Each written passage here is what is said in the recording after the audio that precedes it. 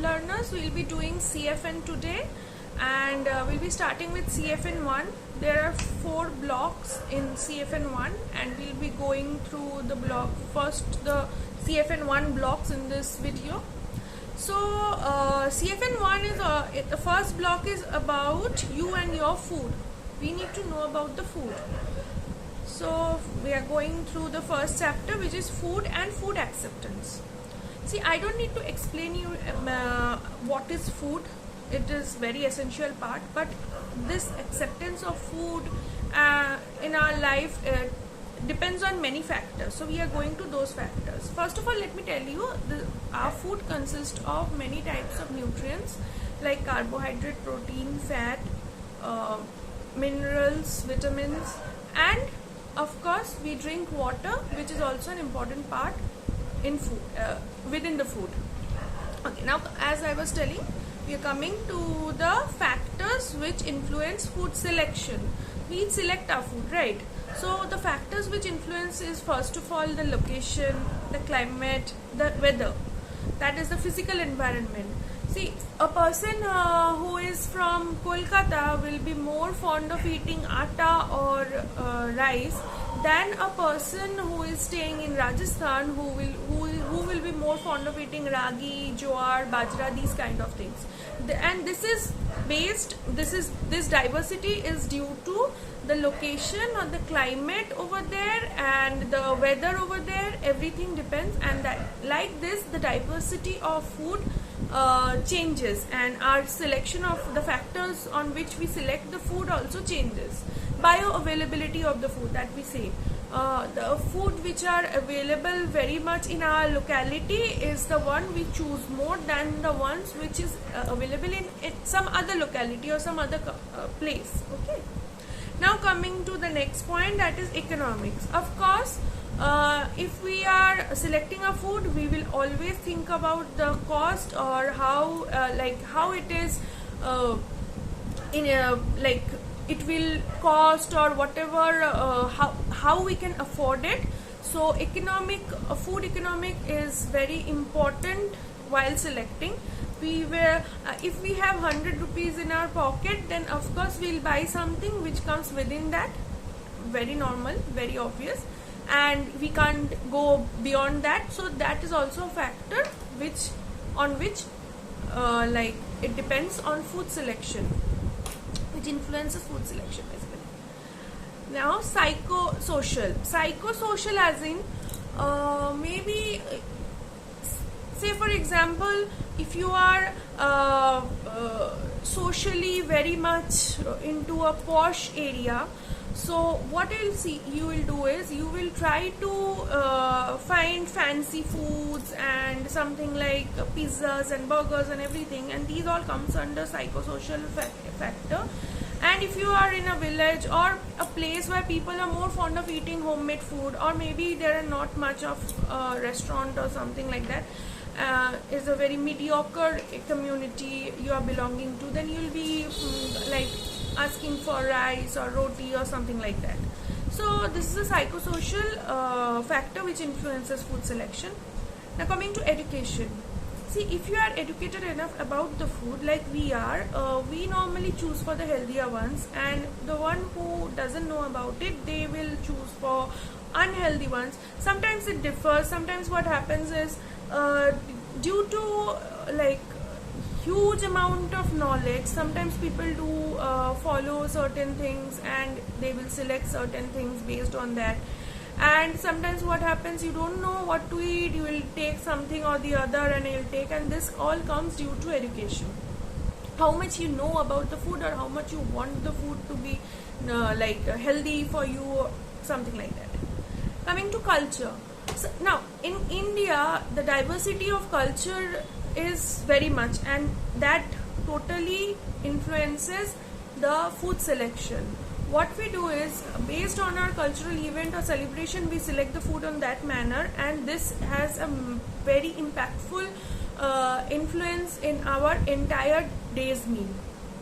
Like for example, if you are having a vegetarian diet on a particular day due to a cultural celebration or maybe an event, then that day's menu will be different from the ones you are having on a non-vegetarian day. Maybe there are specific foods in different celebrations or different rituals. Even that influences the food selection. Now coming to the next point, that is physiological factor. Physiological factor like hunger, taste, texture, aroma.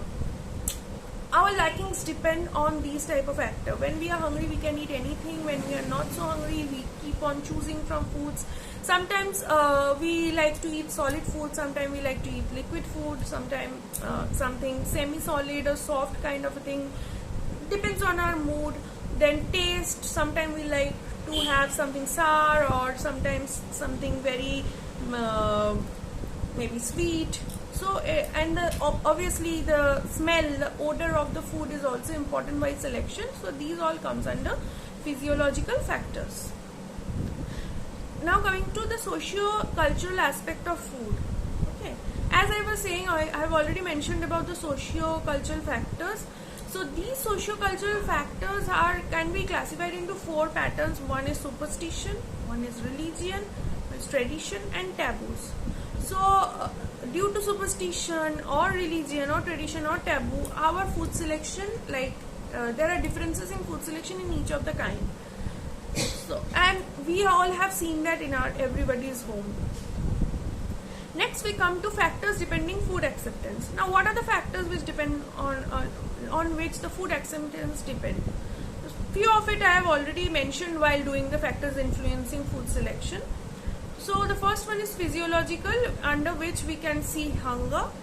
Of course, if we are hungry, we will accept the food readily, more than when we are not hungry enough. Then sensation produced by the food. If the aroma or the taste of the food is like what we are very fond of eating, then we will accept that food very like fast. And if something is there which we do not like normally, then we will there will be a dilemma in accepting that food. Next we age. So what happens based on the age, a child might have a different type of liking status, a medium aged person will have a different type of liking status, and an aged elderly person have a different type of food likings. So this changes with age. Sometimes what we do is we tend to eat all fries and everything. An elderly person who has crossed 60 will try to eat something boiled, and that totally comes under his wish. It is not that he is forcing himself to do that, but due to age, this changes come. Next we are coming to the socio-cultural factors. First of all, we know there are cultural diversities and the celebrations and events which causes the diversity in food. Social value of food. See, what happens, say for example during Vijayadashami, what we do when we greet people, we greet it with sweets, but that doesn't happen the entire year. So that is one of the example of social value of food. That event is made for greeting people with different kinds of sweets and snacks. So that is very important in selection of food at that point of time. Next we come to religious and moral values. Of course, due to religious beliefs and events and celebrations, our food selection changes and food acceptance changes. If we are doing Narayan Puja at home, you will prefer eating vegetarians. We don't like eating non-veg on those days. So that is a very evident examples in Hindu families. There are more such examples which I might be not knowing. There are more examples which we see regularly. So food acceptance changes in this factor. Now we come to psychosocial factor, which I have already explained before. It's the same, so I won't be repeating that. So we come to an end to chapter number 1. Next we come to chapter number 2 of block 1, that is functions of food. Okay, what are the functions of food? First of all, energy giving, body building, and regulation of body processes and body protection. So these are the main functions. If we classify the nutrients based on these functions, then energy giving nutrient is carbohydrate, body building nutrient is protein, and regulation of body processes and body protection is done by protein as well as fat. Protection by fat, of course. So this is So now we are coming to, okay, whatever I said is explained in this chapter. Let me go through this again if I am missing something. Okay, one more function is there, that is social function. See, as I was telling that every separate event have a separate type of food menu. So what happens is that menu is scientifically somehow related to the climate or the maybe the phase of that time or whatever the ritual is all about. Say for example, during Shivratri, people tend to eat sabu.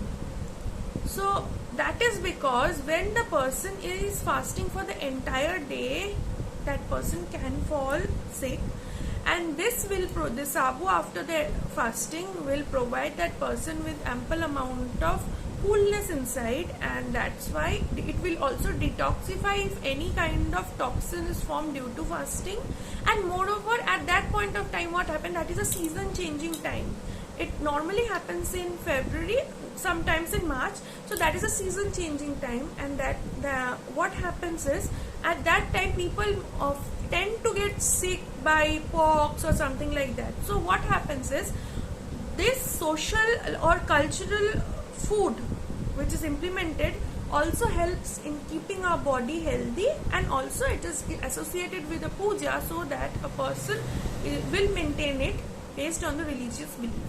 So these are some social functions which actually helps us while we fast, not fast, while we maintain it. This is all about chapter number 3. Now chapter number 2. Now coming to chapter number 3. It deals with macronutrients and their functions. Okay, what are macronutrients and micronutrients? The foods which we normally eat, the requirement of the food which is more than 100 mg in our body are macronutrients, and the ones which the requirement is lesser than 100 mg are micronutrients. And if we classify the nutrients in a broader way, so carbohydrate, protein and fat are the macronutrients, and vitamins and minerals are the micronutrients. Now coming to carbohydrate functions. First of all, as I was telling, it is energy giving action, energy giving nutrient. Next, secondly, it has protein sparing action. Now what is protein sparing action? What happens when you provide a person with high protein diet? Only providing protein to that person won't work.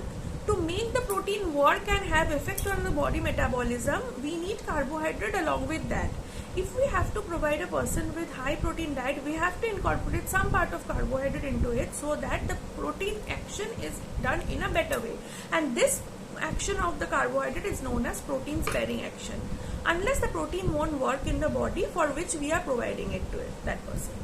Next we come to fat utilization action. If we don't provide ample amount of carbohydrate to the person, the utilization of fat doesn't happen in a proper way. So what happens is, sometimes it is said, we normally know that fat is not good for health, but this is partially true. If excess fat is taken, that is not good for health, but fat is required for our body. We can't give a person zero fat diet, because fat is very much required for the protection and body temperature regulation, and also it gives a cushion like effect so that we don't get hurt very easily. So what happens is, when we eat fat and if we don't eat carbohydrate, these will not help the fat to metabolize in a correct way, and we won't be able to utilize that fat in our body. So we need carbohydrate as well as fat for fat utilization also. Now coming to the next point, that is flavor enhancing action. See, whenever we are having something, carbohydrate is incorporated, it enhances flavor. For example, if we add sugar is a pure form of carbohydrate, and if we add sugar to something, then obviously a sweet thing, then it will help us, like the sweet becomes better in taste. If we add honey to something, it enhances the taste. If we add jaggery to something, it enhances the taste. So that's why it is a flavor enhancing function.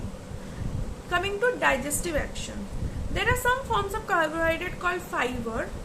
So fiber is a type of carbohydrate, And fiber normally helps in digestion. It also helps in bowel movement, and if a person is having adequate amount of fiber in the diet, that way the person will be able to like digest everything and will not have a constipation problem. So fiber is very much required for digestion and also absorption. I'm not going through the sources. And if we eat excess carbohydrate, it is converted into fat and stored in the body. So again, we shouldn't be having excess carbohydrates, because sometimes obesity is caused by that. Now coming to fats.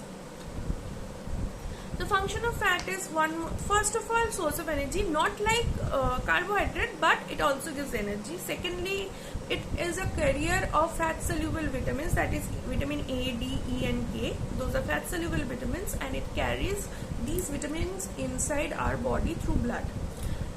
It gives as I was telling you, that it has a body temperature regulation action, so it gives a insulation effect to the body. Next we come to protection. As I was telling, it gives a layer of fat is always there in beneath our skin, and hence it gives a protection, cushion like effect is there, and we tend to get less hurt if we fall down or something happens to us.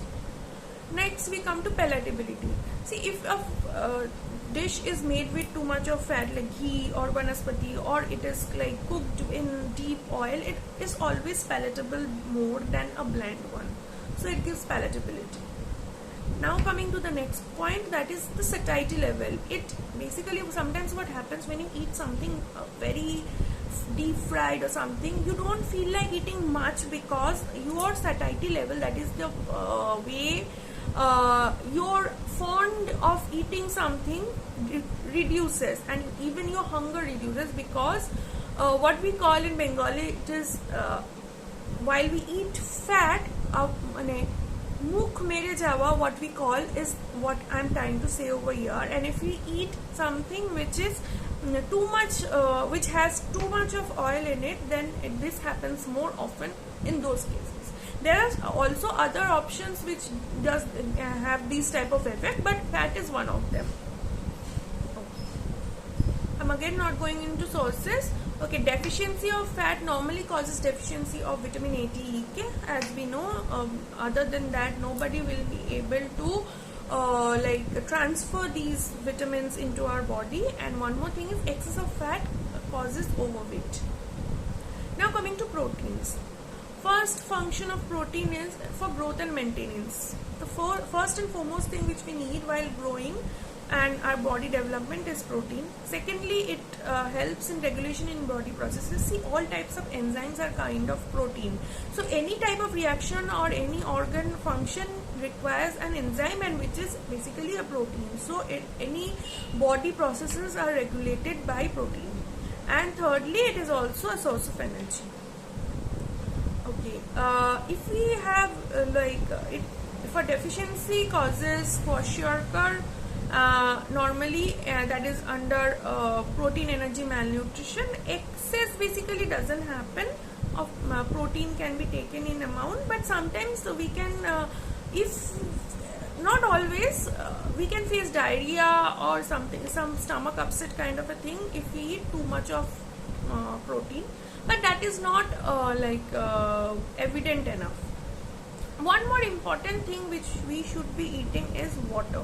Not eating, we should be drinking, because water is required in all types of activities in our body, and hence what happens, this is a very essential part of our food.